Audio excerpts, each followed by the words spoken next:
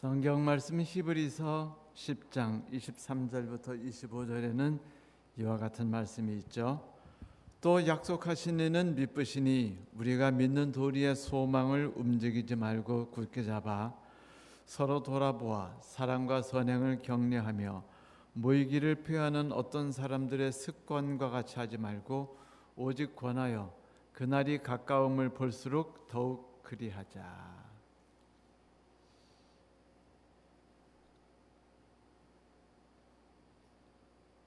제가 2003년 경에 대방학원에서 일하기 시작했습니다. 서울 여의도를 바라보는 언덕마리입니다. 근데 그곳에는 주니어 학생들이 되게 많았어요. 그래서 이제 아이들과 함께 어학연수를 자주 가게 됐습니다. 인솔을 하고 교사들과 함께 필리핀을 간 거죠. 마침 필리핀에는 저희 교회에서 만든 그 어학연수원이 있었습니다. 근데 어느 날 그 연수원에서 이제 보통 그 이틀에 한 번씩 여행을 다니는데 그 말리가방이라는 화산으로 우리를 데리고 갔어요. 거기 가면 머드팩을 할 수 있답니다. 이 아가씨들을 데리고 갔으면 좋았을 텐데 아주머니들이나 하필이면 어린아이들하고 그리고 화장 별 관심 없는 제가 따라갔단 말입니다. 산을 오르는데 아주 지겨웠어요. 근데 발이 막 진흙탕으로 다 묻어가지고 아주 발이 완전히 그냥 그 무릎 밑에까지 더러운 상태로 이제 산을 올라갔다 내려왔습니다. 그 유황산에 가니까 그 지역에 가니까 그 이제 특정 지역에 가니까 진흙이 버글버글 끓면서 꼭 그 죽 같아요. 죽 같은데 그게 유황산이 이제 진흙을 녹였답니다. 그 뜨거운 것이. 바울을 녹여가지고 이제 소위 머드를 만들어서 웅덩이를 이루었다고 했는데 뜨거운 수증기가 얼마나 가득한지 모든 것이 뿌옇게 보였습니다. 여교사 선생님은 얼굴을 바르셨는지 모르지만 하여튼 아이들이 거기서 한두 시간을 지낸 다음에 우리 다시 이제 내려와서 이제 숙소에 도착했습니다. 그런데 도착하면서 식사 시간에 아이들이 하는 소리를 들어보니까 아이씨 재수없어 뭐 이런 재미없는 데를 오냐? 응? 부터 시작해가지고 아주 기분 나쁜 얘기 뭐 이런 얘기만 하는데 머드팩에 대한 얘기를 아무도 안 하는 거예요. 실제로 거기서 어린아이들이 머드팩을 바른 애들이 별로 없었습니다. 그걸 보고 제가 기분이 좀 안 좋아졌어요. 그래서 아니 뭐 이렇게 어학연수원이 좀 신나고 즐겁고 멋있는데 우리를 데려가지 않고 싸구려 아무 재미도 없는 이딴 데를 우리를 데리고 가가지고 나까지 여기다 먹나? 대방이 어떤 데인데? 대방이 어떤 데냐면 여의도 엄마들, 목동 엄마들 이런 분들이 아이를 데리고 영화관에 오셨어요. 그때 어린아이들이 한 1000명 가까이 됐습니다. 학원에. 그때 교사가 제 밑에 주니어 교사만 한 20명 됐고 그리고 외국인 교사가 그 10대 명이 넘은 그냥 한마디로 말하면 엄청난 그 학교 같은 곳이었죠. 3000명 다 됐으니까 학생이.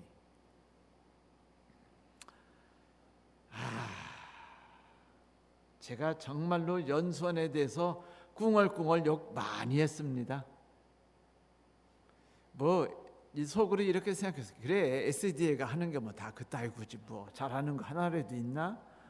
뭐 이런 생각하면서 이제 욕을 신나게 했는데 되돌이켜 생각해 보니까 만일 그때 비록 재미없는 머드팩 거기라도 그 가이드가 우리한테 그 맵을 하나씩 주면서 보물찾기 하면서 갔다든지 아니면 여기는 뭐 어떤 전설이 있었는데 뭐 하면서 막 무서운 얘기, 감동적인 얘기 만들어 가지고 우리를 데려갔다면 우리는요 행복하고 즐거운 마음으로 거기를 다녀왔을 거예요. 그리고 머드팩 너희들 이거 꼭 그 병에다가 담으라고 미리 병을 다 나눠주고 담아가지고 집에 가서 엄마 꼭 발라드리고 사진 찍어가지고 그 선생님한테 내라라고 했다든지 뭐 이런 식으로 했어 보세요. 대박난 여행이었죠. 그날 하루가. 근데 그런 거 하나도 없이 아무 생각 없이 그냥 우리는 따라가서 아무 생각 없이 그냥 머드팩 거기 그냥 버글버글거리는데 있다가 그냥 내려왔으니까 기분만 나쁘고 하루를 망쳤다는 생각만 들었죠. 보통 우리가 여행을 할 때 아무 생각 없이 그냥 가나요? 그렇지 않죠. 먼저 기대감과 즐거운 마음이 있습니다. 그리고 가기 전엔 반드시 맵을 가지고, 요즘엔 맵이 별로 필요 없지만 옛날에는요 이만한 편은지도 뭐 이런 것들 다 갖고 다녔어요. 아주 맵을 챙기고 그 다음에 거기에서 먹을 라면부터 시작해가지고 김치, 깻잎 이런 거 다 싸갑니다. 하루하루 일정을 계획하죠. 만약 계획하지 않고 혼자 가는 건 괜찮은데 두어 명이 같이 가는데 아무 계획 없이 리더가 갔다? 그러면 이제 그 다음 날 파토 나는 거죠. 그렇죠. 남편이면은 욕을 진짜 얻어먹는다든지 뭐 이럴 수밖에 없습니다. 추석이 다가온 오늘 그리스도인으로서 우리가 2022년이라는 그 여행을 어떻게 지내왔는지, 그 하루하루가 우리에게 의미가 있었는지, 또는 우리가 맵을 가지고서 기대감과 꿈을 가지고 2022년 12월 말을 향해서 달려갔는지에 대해서 생각할 필요가 있을 것 같아서 이렇게 이야기를 시작합니다. 위니 더 푸라고 아시죠? 위니 더 푸. 곰돌이 푸. 네? 곰돌이 푸를 우리가 위니 더 푸라 그래요. 그런데 이제 곰돌이 푸가 그 친구한테 이런 말을 해 주었어요. 삶이라는 것은 풀어야 할 문제가 아니야. 오히려 경험해야 될 여행이란다. 그러니까 삶이라는 게 문제를 풀고 고난을 겪고 힘겹게 살아가는 그런 어려운 것이 아니라 경험해야 되는 여행이라고 말해 주었어요. 근데 그 말이 제 마음에 상당히 와닿았습니다. 성도 여러분, 2022년이 우리에게 있어서 문제 푸는 해가 아니라 힘들고 짜증나고 고통스러운 그 경험을 행복하게 기록할 수 있는 여행이라면 우리는 올 한 해를 어떻게 지내게 됐을까요? 그리고 어떻게 또 지내게 될까요? 저는 이 여행이 만족스럽고 즐거운 여행이었다라고 생각하게 하기 위해서 성경이 우리에게 주시는 말씀을 오늘 시작하기 전에 읽어드렸습니다. 그런데 성도들이라면 한 해에 경험해야 될 중요한 것들이 반드시 있어요.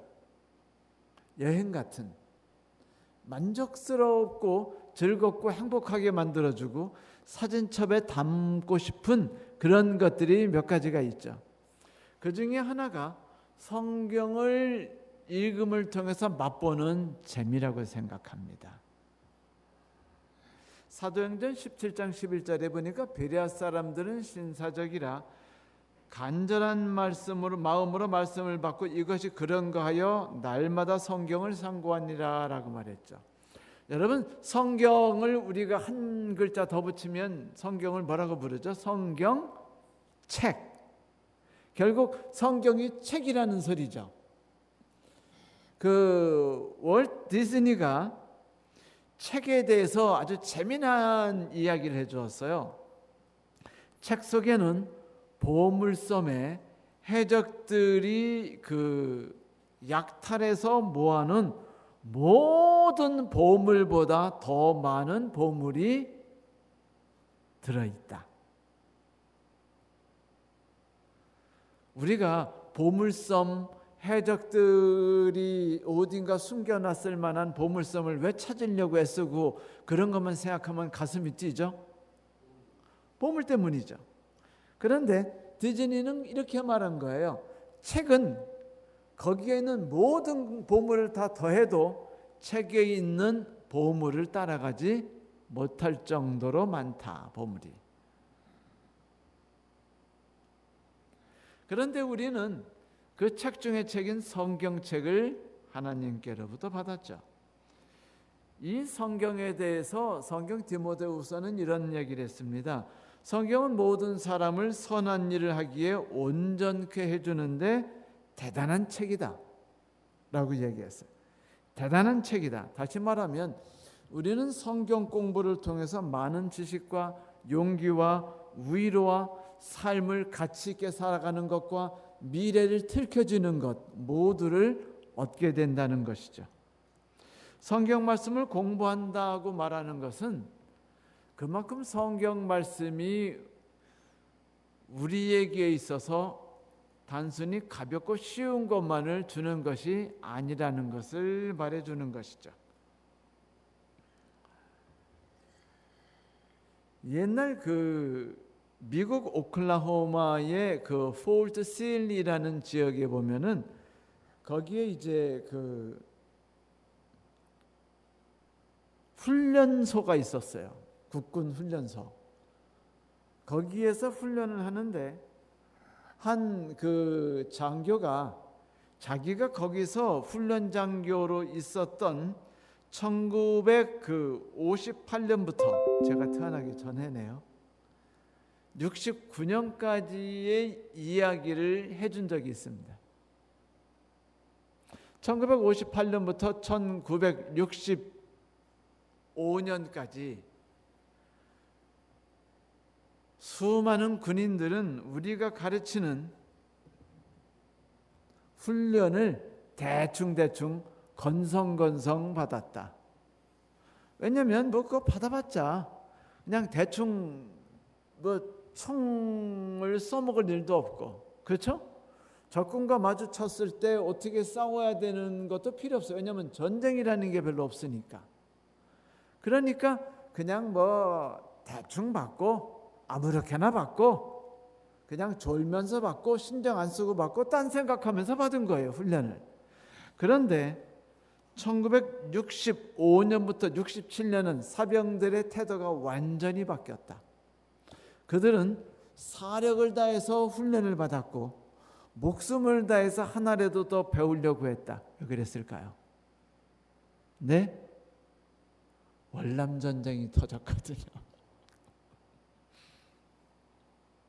하나라도 놓치면 전쟁에서 죽을까봐, 패배할까봐, 포로로 잡힐까봐, 사격을 못해서 상대방을 놓치면 상대방이 나를 쏘는 거 아니겠어요? 그러니 목숨 걸고 총 닦는 법, 그 다음에 총 집어넣는 법, 빠르게 조립하고 쏘는 법, 이런 것들을 막 열심히 눈을 반짝이면서 공부했다는 겁니다. 교감이 없는 성경 공부는요, 의미가 없어요.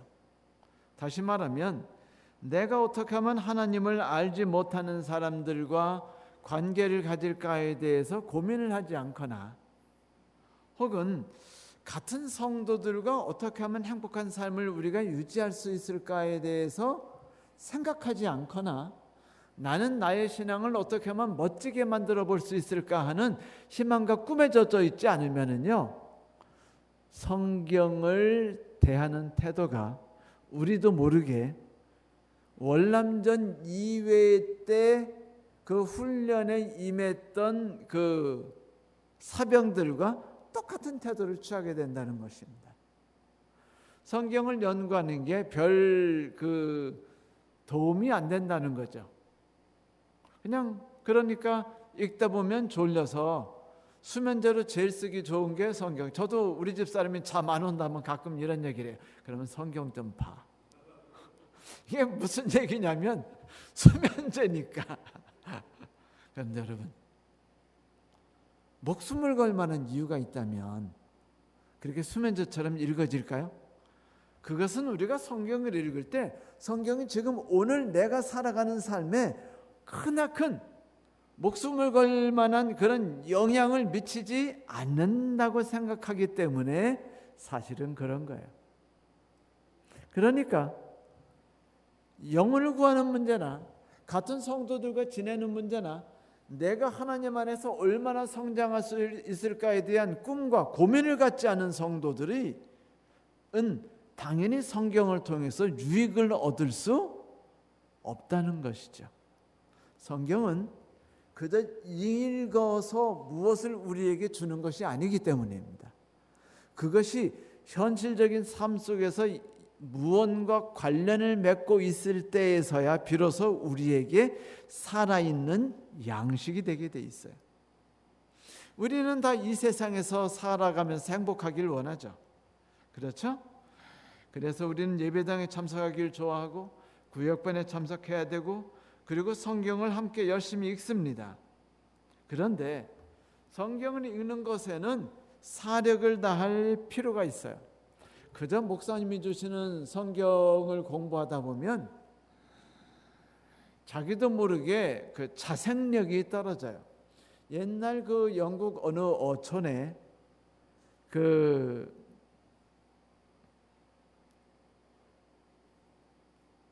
있던 그 갈매기 얘기입니다. 한때 고기가 엄청 잡혀가지고 그 어촌이요 그냥 뭐 돈을 떼로 벌고 수많은 어부들이 거기서 막 덜썩덜썩하면서 배가 하루 종일 오고 갔었어요. 그러니까 갈매기들이 바다를 날아다니면서 바다에서 그 고기를 잡으려고 애쓸 필요가 없었어요. 왜냐하면 바닷가만 가면 뭐가 있었어요? 어부들이 버려놓은 고기가 있었어요. 그래서 고기를 잡아먹고 살았습니다. 얼마 전에 제가 우도를 갔는데 아들하고 집사람하고 함께 태어나 처음 갔어요. 이제 흥분된 마음으로 갔는데 별거 아니더군요. 그런데 이제 그 우도를 갔는데 그 우도에 도착하기 직전 한 3분 동안 갈매기들이 계속 왔다 갔다 해요. 왜 그런가 봤더니 어떤 아줌마가 새우깡 있죠.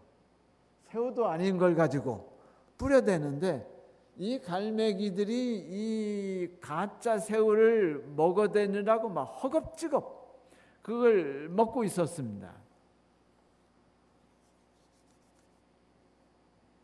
그런데 어느 날부터 고기가 모여드는 그 곳이 옮겨가기 시작했어요.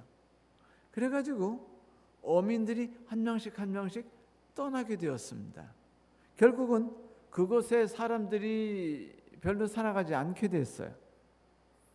그 다음 해가 문제였습니다. 갈매기들이 떼죽음을 당했어요. 왜 떼죽음 당했는지 아시죠? 얻어먹다 버릇해가지고 혼자 힘으로 그 고기를 잡아먹는 능력을 잃어버렸기 때문이었습니다. 슬픈 일이죠?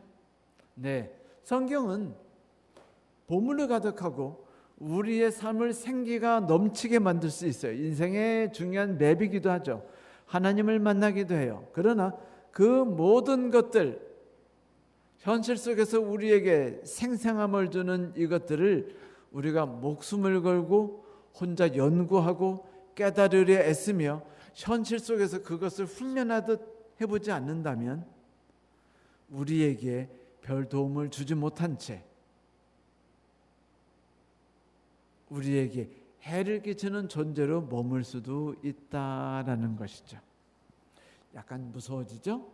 하지만 여러분, 성경은 좋은 책입니다. 성경을 끝없이 읽고 고민하시고 기도하시고 삶 속에서 적용해 보십시오. 크리스마스 선물처럼 가득한 축복들이 우리에게 있을 것입니다. 그 다음에 우리는 어떤 것을 경험해야 되냐면 헌신과 봉사에 전혀 힘을 썼다는 만족감을 경험해야 돼요. 그리스도인들이 함께 시간을 보내는 것은 참 즐거운 일이죠. 그렇죠? 이제 추석인데 추석 때면 또 어르신들을 위해서 또 안식일 학교에서 이렇게 또 추석엔 안 주시나요? 그럼 구정 때. 네. 뒤에 이제 선물들이 쫙 놓여 있어요. 홍삼 뭐 어떤 가방부터 시작해 가지고. 그런 거 받는 것이 쏠쏠하고 기분이 참 좋고 행복해요. 주는 것 같고 받는 것 같고. 이게 사람의 사귐 속에서 우리가 맛볼 수 있는 거죠. 사람의 사귐은요, 이상하게 행복해요. 재밌습니다. 산다는 즐거움을 갖게 만들어줘요. 그런데 이 짜릿하고 즐거움을 주는 사람의 사귐은요, 언제든지 뭐가 요구되냐면 돈이 필요합니다. 돈이 필요해요. 다시 말하면 교회 다니면은 당장 뭐 해야죠? 11금 내야죠. 얼차원금 내야죠. 감사원금 드리셔야죠. 투자원금 드리셔야죠. 근데 그것만으로 끝나지 않아요. 여러분 연애 해보셨어요? 저는 연애를 연애같이 않게 해가지고 우리 집 사람에게 연애 시간에 대해서 절대로 말하지 않아요. 왜냐하면 우리 집 사람이 연애에 대한 생각만 하면 화가 날까 봐. 왜냐하면 쓰질 않고 살았거든요. 희생하지 않고. 이러다가 또 이혼당할까 봐 무섭네요. 자, 그런데 여러분 연애 관계 유지하려면 혹은 뭐 선보려면 드는 게 뭐예요? 남자들 돈이죠. 뭐니 해도 머니가 제일 필요해요. 여러분 계속 선보고 빠르게 연애 가지고 빠르게 결혼에 뛰어들지 않으면요 돈 계속 나가요. 연애 시간이 길어도 돈 나가고 선보는 것도 돈 많이 나갑니다. 이렇게 어떤 관계를 유지하는 데 있어서는 많은 시간을 투자하고 돈을 투자하게 돼 있어. 이게 인생입니다. 똑같이 그리스도인의 삶을 풍성하고 아름답게 만드는 함께 살아가는 것에도 역시 희생이라는 것이 있어야 이것이 아름다워져요. 옛날 베네수엘라 깊은 정글 속에 멀론이라는 인디언족이 있었는데 그곳에 브루스 올슨이라는 분이 찾아가서 자기의 삶을 던졌어요. 그들이 아프면 같이 아프고 같이 병에 걸리면서 그 다음에 병이 나는 것들에 대해서 알려주고 치료해주고 그 다음에 그들에게 언어를 가르쳐 주려고 하고 하나님에 대해서 알려주려고 하고 끝없는 일을 했는데 결국은 이분이 성공해가지고 그 원주민들에게 국가가 의료센터도 만들어주고 교육센터도 만들어주고 하는 그래서 미개인이 아니라 좀 사회와 교류할 수 있는 부족으로 만들어준 일이 있습니다. 근데 이 마을 사람이 10,000명이 넘었는데 인디언들이 백인과 싸워서 죽고 식량 부족으로 죽고 병 걸려 죽어가지고 1,200명밖에 남지 않은 부족이었어요. 그런데 올슨이 그들에게 하나님의 말씀을 전하기 위해서 찾아가는데 여러분 인생이라는 게 그렇게 만만치 않아요. 찾아가다가 중간에 잡혀서 공산주의라고 오인받아가지고 감옥에 오래 갇혀 있었거든요. 근데 오래 갇혀 있었는데 이 올슨이 이렇게 기도하지 않았어요. 우습게도 하나님 제가 하나님의 일을 하기 위해서 이곳에서 떠날 수 있게 도와주세요라고 한 번도 기도하지 않았대요. 그냥 이렇게 살았답니다. 하나님 내가 처한 이 환경 속에서 그리스도인답게 살아갈 수 있게 해주세요 라고만 기도했대요. 그래서 그곳에서 그는 정말로 행복한 시간을 지냈을 뿐 아니라 사람들에게 하나님을 전하고 그리고 그 몰틴족으로 갔는데 이 몰틴족 사람들이 그렇게 받아들이지 않으려고 해가지고 고생 엄청 했습니다. 여러 번 죽을 뻔했고, 그리고 여러 번 병에 걸렸었고, 그 마음문을 열지 않는 사람들에게 얼마나 많이 애썼는지 몰라요. 결국 특별보호구역도 얻고 씨앗과 묘목도 얻어가지고 그들이 마음을 열게 되었을 때 이분이 뭐라고 말했는 줄 아세요? 내 생애 최고의 날은 아마도 이 인디언들이 자기의 교과서로 자기의 역사에 대해서 공부하는 날일 겁니다. 제일 행복하대요. 행복이라는 것은 이렇게 희생과 헌신을 통해서 누군가와 함께 삶을 나눌 때 만들어지는 것이에요. 사실 우리도 그 헌신의 가치가 무언지를 알죠. 어떤 신사 양반이 친구한테 이런 얘기 했어요. 도대체 기쁨을 얻질 못하고 있어. 하나님에 대한 사랑이 점점 옅어지는 것 같아. 나 어떻게 하면 좋아? 그러자 그 이야기를 듣고 난 친구가 이야기했어요.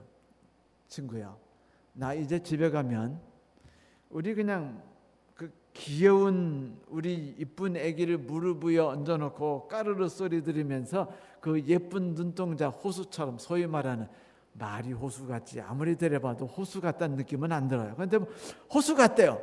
호수 같은 눈동자를 지그시 바라볼 걸세.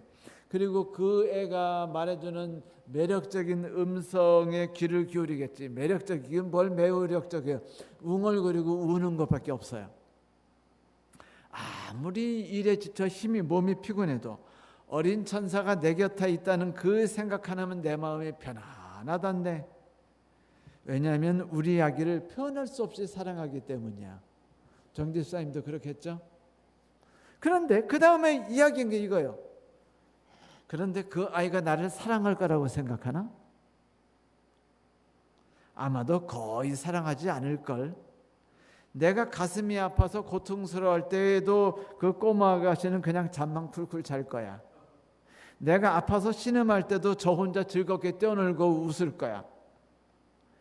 내가 죽더라도 며칠 동안 나라는 사람이 있는지 없는지도 생각하지 않고 놀겠지. 그 밖에도 그 아이는 나에게서 단돈 한 페니도 갖다 주지 않고 끝까지 돈만 요구할 거야. 자네도 알다시피 나는 부자는 아니지. 그러나 이 세상의 돈을 모두 다 내게 준다 할지라도 나의 사랑스러운 내 천사 바꾸지는 않겠네. 그렇다면 한번 생각해 볼까? 자네, 아기가 나를 사랑하는 게 나을까? 아니면 내가 아이를 사랑하는 게 나을까? 아기가 나를 사랑한다는 사실을 확인할 때까지 내가 기다려야 되나?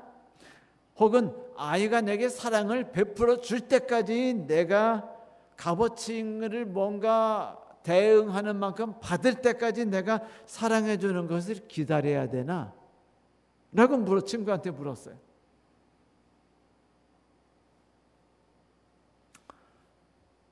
그러자 이 친구가 그 이야기를 듣자마자 갑자기 눈물이 나기 시작했습니다.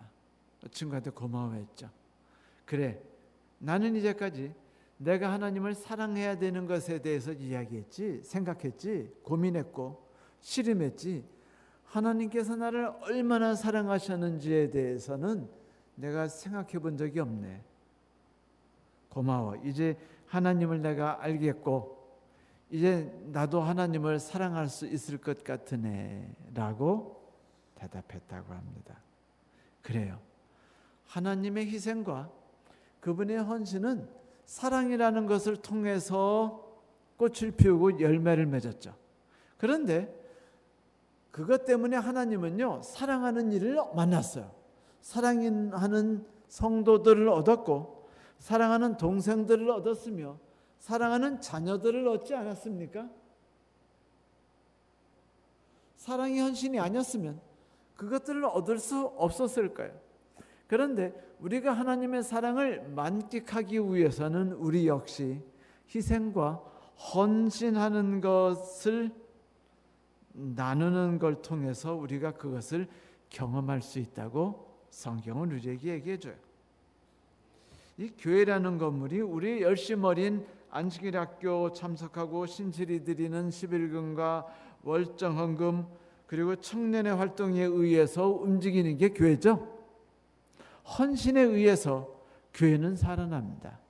누군가가 그 구도자를 데리고 오기 시작하면 교회가 살아나기 시작해요. 누군가가 그 성도들을 위해서 성경을 사준다든지 밥을 사주고 기도해 주면서 함께 어디 화담숲이라도 같이 놀러 가려고 한다 할 때 그때서야 교회가 생기가 돌기 시작하지 않습니까? 그리고 그때서야 하나님이 살아계신 것을 우리는 맛보기 시작합니다. 그분이 우리를 얼마나 사랑하시는지를 우리가 느끼기 시작하죠. 그래요. 교회는 그런 건물이고 우리가 하나님의 놀라운 사랑을 2022년이라는 여행을 통해서 만끽하고 맛보려면 그 맛봐야 되는 그 대상 리스트에 사람들과 함께 하는 속에서 하나님의 사랑을 맛보는 것을 꼭 리스트에 집어넣는 저와 여러분이 되기를 바랍니다. 이 세 번째로 우리가 올 2022년에 빼놓지 않고 맛봐야 되는 것이 있다면 기도의 축복이에요. 교회가 성장하려면 기도가 최우선이 돼야죠. 한 가정이 하나님 안에 성공하려면 역시 기도가 있어야 됩니다. 여러분, 하나님이 우리와 함께 하시는 것이 언제 우리가 알 수 있죠? 예수께서 뭐라고 말씀하셨습니까? 두세 사람이 따라해 보세요. 두세 사람이 기도하는 곳에 나도 그들 중에 있겠다. 맞아요. 예수께서 우리와 함께 계실 때가 언제냐면 우리들이 서로 손잡고 함께 기도할 때, 마음 아파서 함께 기도하고 누군가를 돕기 위해 함께 기도하고 나의 신앙을 붙잡기 위해 함께 기도하고 상대방과 함께 좋은 삶을 갖기 위해 함께 기도할 때 그리스도께서 우리와 함께 하신다. 이 말씀을 바꾸어 말하면 만약 여러분이 예수께서 여러분과 함께 하시는 것을 맛보기를 바란다면 어떻게 하라는 거예요? 함께 기도하라는 거죠. 함께. 여러분, 베드로가 기적과 같이 그 감옥에서 벗어날 때가 언제였죠? 동료 성도들이 함께 기도했을 때였어요. 그래요. 기도는 병을 고쳐주고, 기도는 우리에게 음식을 갖다 주고, 기도는 위기에서 우리를 보호해 줍니다. 기도는 나와 이웃과 간의 담을 헐어버리기도 해요. 상처 있고 굶주린 우리들에게 진정한 치료고, 그리고 음식이고, 위기에서 보호이죠. 만약 우리에게 미워하는 사람이 있고 나를 싫어하는 사람이 있어서 내가 상처받고 있다면 그 상처를 치유할 수 있는 유일한 길은 기도입니다.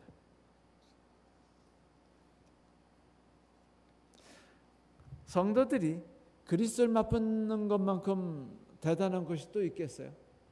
나는 2022년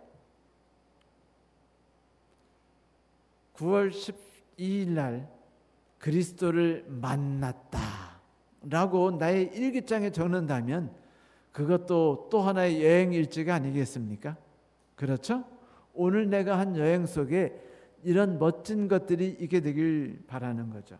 성도 여러분, 하나님을 경험하는 건 매일 이루어져야 돼요.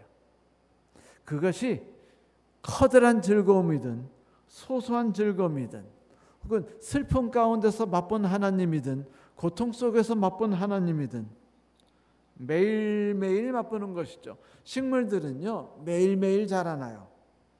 한 번에 쑥 자라나는 것은 없습니다. 한 번에 쭉 만들어지는 것들은요 그 다음에는 파괴되는 것이에요. 예를 들면 건물, 다리, 빌딩 이런 것들은 쭉 만든 다음에 어떻게 하죠? 부서지는 거예요. 그러나 나무들은 그렇지 않죠. 작년에 얼어 죽어가지고 잘라버렸던 남천이 있었는데 올해 그 남천이 다시 살아나가지고 뿌리가 그 새 대공이 나왔는데 와, 오늘 보니까요, 밑에는 그 누런 줄기였지만 위 줄기, 그 3분의 2 줄기는요 빨갛스름한 게 생기가 넘치고 이렇게 반짝반짝하면서 이파리를 무성하게 비쳤는데 얼마나 제가 그걸 보면 행복했는지 몰라요. 매일매일 자라는 나무는 생기가 있어요. 그리고 거기에는 매일 바라볼 수 있는 즐거움도 있죠. 여러분, 어린아이들이 자라날 때 우리들은 항상 그 문 한쪽 벽에다가 뭐를 그려놓죠? 정재사님 댁에도 있는 것 같던데, 그 키 재는 거, 그렇죠? 그러면 애들 키 계속 재셨나요? 안 쟀죠? 제가 병원에서 재줘요. 제가 어릴 때는 그런 거 없어가지고 벽에다가 계속 적었어요. 신두연 몇 센티, 몇 센티, 몇 센티 하고 해마다 적은 것들이 이렇게 기록되어 있는 벽이 있었습니다. 근데 목사라 이사를 가다 보니까 그거를 제가 기념으로 남겨놓지를 못했습니다. 왜 떠날 때 사진 찍을 걸 생각 못했는지 모르겠어요. 여러분, 규칙적으로 재는 게 즐거움이 아니었나요? 이장로님 댁도 그게 있었나요? 있었죠. 그게 뿌듯함 아니었나요? 즐거움이었고. 그런데 여러분, 우리의 신앙과 우리의 삶의 즐거움들, 내가 하나님 앞에 성장해 나가는 것들도 한번 그 키와 몸무게를 재볼 필요는 있지 않을까요? 많은 사람들이 일기를 써요. 내가 과연 오늘 가치 있는 사람처럼 살고 있었는가? 내가 과연 인격적으로 타인에게 선하게 돼 있는가? 무슨 분노한 일은 없었나? 이기적인 행동은 없었나? 부정적인 생각 속에 내가 망가지진 않았나? 자기를 반성하는 것은 매우 아름다운 일이죠. 혹은 자기의 신앙을 확인하는 것도 아름다운 일이에요. 나의 성장을 위해서 내가 오늘 성경을 얼만큼 읽었고 그게 나의 삶 속에 어떻게 적용됐으며 내가 어떻게 기도했고 그 기도가 같은 성도와 함께 손잡았을 때 어떤 놀라운 일이 그 안에서 있었는지, 내가 성도 간의 교제에 얼마나 힘을 썼는지, 이런 것들을 맨날 적는다면 이것 또한 나의 여행 일지가 아니겠습니까? 한 번은 카톡방에 어떤 사람이 이런 얘기를 했어요. 재산을 다 팔아가지고 어느 집이 그 아버지, 딸, 아들 뭐 이렇게 해가지고 유럽을 전 세계를 유행한다고 해서 유럽을 쫙 아시아로부터 해가지고 버스 사가지고 여행을 했어요. 대박 났쇼. 그 딸 유튜버 되고 해가지고요, 떼돈 벌고, 그 아버지도 떼돈 벌고 다 떼돈 벌었대요. 이웃집에 그 아들인가가 그 같이 놀러 가서 같이 갔는데, 여행을 같이 했는데 그 친구도 돈 벌고. 걔들이 한 건 하나입니다. 내가 오늘 어떤 길을 걸었나? 무슨 일을 했는가? 일주일 만에 세수를 했더니 그 나무에서 껍질이 벗겨지는 것처럼 이렇게 그 뼈끼리 벗겨지는 것 같아서 너무 산뜻하고 행복했다. 글쎄, 그 얘기 하나가 대박 해가지고 사람들이 막 박수를 치고, 야 유튜브 너튜브 너도 보고 나도 보자라고 말했다는 거예요. 우리가 경험했던 하나님과의 모든 관계들을 또 역시 우리가 일기장으로 남기고 그것들을 체크하고 몸무게 재듯이 할 필요가 있지 않을까요? 자기 전에 한번 시험해 보세요. 실행해 보는 겁니다. 그런 사람들은요, 내일에 대한 꿈을 꿀 수 있어요. 자, 꿈이라고 말하니까 월트 디즈니가 한 말이 기억나네요. If you can dream, you can do it. 제가 안 보고 말했죠. 외웠기 때문입니다. 만약 그대가 꿈을 꿀 수 있다면 그대는 그 일을 해낼 수 있는 거야. 다시 말하면 꿈 꿀 수 있는 자는 그 일을 해낼 수 있다는 겁니다. 어떤 일이든지 간에 겁을 내지 말라는 거예요. 내가 이룬 모든 것들은 아주 작은 쥐로부터 시작했다. 요셉이 꿈을 꿨죠. 그래가지고 그는 뭐까지 됐습니까? 총리 대신까지 됐어요. 여러분, 우리도 꿈을 꿔야죠. 근데 꿈이라는 게 어떤 종류의 꿈을 꾸느냐예요. 그것은 미래에 대한 꿈이었죠. 우리 집 사람이 제가 뭐 사겠다고 그러면 뭐 책을 사주느라고 한 달에 10만 원씩 책 사주더니 어느 날 딱 되니까 저한테 통보를 했어요. 여보, 당신에 대한 투자는 이제 적당히 맞춰도 될 것 같아. 이제 아들을 위해서 투자합시다. 근데 그때 그렇게 서운했어요. 그 이야기가 괜히 아깝고. 근데 지금 생각해 보니까 그게 너무 지혜로운 이야기였어요. 미래를 향한 것에다가 투자하자는 거고 우리의 꿈에다가 우리의 눈길을 돌리자는 것이었거든요. 아들, 우리의 미래예요. 우리의 꿈이죠. 여러분, 미래에 대해 꿈을 꾼다는 거 멋진 일이죠. 우리 교회는 미래가 어떤 것일까요? 바로 요 4층입니다. 잠옷반.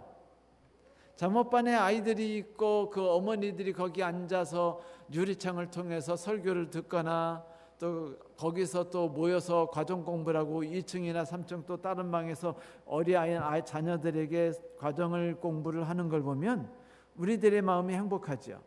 그런데 여러분, 만약 우리들이 그들에 대하여 관심을 주지 않고 그들을 위해 기도하지 않고 그들이 우리의 꿈이라고 생각하지 않고 너네들 신앙 키우기 위해서 그냥 교회 다니는 거지. 그래서 내가 알 게 뭐야? 라고 생각한다면 우리는 까자레도 하나 사가지고 거기다 갖다 놓지 않을 거예요. 그죠? 그리고 명절이라고 귤이라도 한 박스 사서 얘들아 너희들 이거 먹고 행복하게 하루 지내라고 말하지 않을 겁니다. 저는 궁금해요. 한번 물어보고 싶어요. 한 해가 끝나고 잠옷반이 한 해에 그 성도들에게 받은 선물과 먹을 것이 얼마나 많았는가, 아니 얼마나 적었는지. 왜냐하면 그것은 꿈에 대한 생각을 갖고 있다는 것이며 꿈에 대한 투자이기 때문입니다. 안식일마다 보지 일주일에 한 번밖에 더 봐요. 그들을 위해 기도하고 그들과 함께 꿈꾸고 하는 것이 얼마나 우리에게 힘을 줄지요. 그렇게 되면 희망이 솟아요. 더 무언가 교회 나오고 싶어지죠. 왜냐하면 내 교회가 발전되고 있다는 생각이 들기 때문입니다. 지난주 화요일 날 예배를 드리는데 최경은 집사님이 오셨어요. 그래서 제가 그날 안식일 날 제가 인사도 못하고 지나갔던 젊은 부부가 있는데 누구예요? 그랬더니 그분도 잘 정확하게 기억이 아슴바슴 잘 안 난다면서 정경희 집사님한테 물어보겠다고. 지난 안식일 네? 해솔이네? 네, 강해솔? 제가 인사를 하려고 이렇게 하니까 저를 못 보고 지나가 버리신 바람에 제가 인사를 못했거든요. 그런데 만약 우리가 그분들에 대해서 관심을 나눠주지 않는다면 그분들이 결국 자기 신앙을 키우기 위해서 자기가 알아서 잘한다고 생각한다면 그건 이것과 같아요. 내가 내 새끼를 키우는데 네가 알아서 밥 해먹고 네가 알아서 그 초등학교 돈 벌어서 학교 가고 중학교 알아서 내 힘으로 가라는 것과 똑같지 않습니까? 그러면 부모가 뭐 때문에 필요해요? 어느 사람이 그랬습니다. 저는 엄마를 사랑해요. 그런데 엄마가 필요하진 않아요. 여러분, 이런 슬픈 얘기가 어디 있을까요? 저는 우리 교회 모든 성도들이 꿈을 꿨으면 좋겠어요. 내 꿈이 아니라 우리 교회 어린아이들에 대한 꿈들, 그 자모들에 대한 꿈들, 그리고 그 꿈을 한번 삶으로 보여줬으면 좋겠어요. 한번 9월 나머지 날들과 이 설교를 듣는 모든 분들이 10월 한 달 동안 어떻게 주니어 우리 4층에 있는 아이들에게 사랑과 관심을 물질적으로 표현하는지 한번 알아보고 싶습니다. 여러분, 꿈이라는 게 얼마나 재미있는 줄 아세요? 꿈은 마치 그 온 머릿속에 있는 생각에 있는 쓰레기를 버리는 것과 같대요. 그래서 합리적인 생각과 그 기억을 막는 모든 필요 없는 정보들을 쓸어내버리는 것이 꿈이랍니다. 그래서 그 댄슨 프랭클린은 이렇게 말했습니다. When you let your dream die, 만약 그대의 꿈이 죽어버리도록 한다면 something dies within you, 그대 안에 있는 중요한 무언가도 같이 죽을 거야. 사랑하는 성도 여러분, 2022년 우리가 살아가는 삶에 대해서 내가 어떤 여행을 살아갔고 어떤 즐거움을 맛보고 경험했는지 한번 살펴보지 않으시겠습니까? 그리고 앞으로 남은 삶을 그렇게 여행하듯 경험하듯 맛보듯 하는 신앙의 즐거움들을 맛보지 않으시겠습니까? 그것들을 같은 성도들과 함께 꿈꾸고 일기장에 적어보면서 함께 살아가 보도록 합시다. 주의 은혜가 저와 여러분에게 함께 하시길 바랍니다. 말씀 마치